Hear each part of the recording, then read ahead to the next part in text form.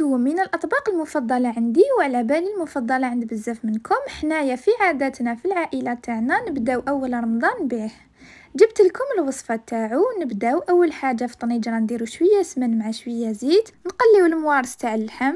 من جهة واحدة أخرى نرحيو راس تاع الثوم مع نص بصلة صغيرة، نزيدوها فوق هذاك اللحم اللي يكون تقلى ونخليوهم يتقلاو شوية. التوابل عندنا غير فلفل كحل وكمون وشوية توم بودرة، عود تاع القرفة أكيد، ونمرقو بالماء سخون نغلقو عليها ونخليو اللحم تاعنا يطيب. من جهة واحدة أخرى نجيبو لافيونداشي، نزيدو لها فصوص تاع الثوم، شوية فلفل كحل، كمون وشوية قرفة بودر، وإذا حبيتو بودرة تاع الثوم. نزيدو 2 مغارف مايزينا، حبة بيض وحبة صفار، نخلطوهم مليح ونروحو نشكلوهم دوائر. كي طيب لنا اللحم تاعنا نرميوهم في المرقة.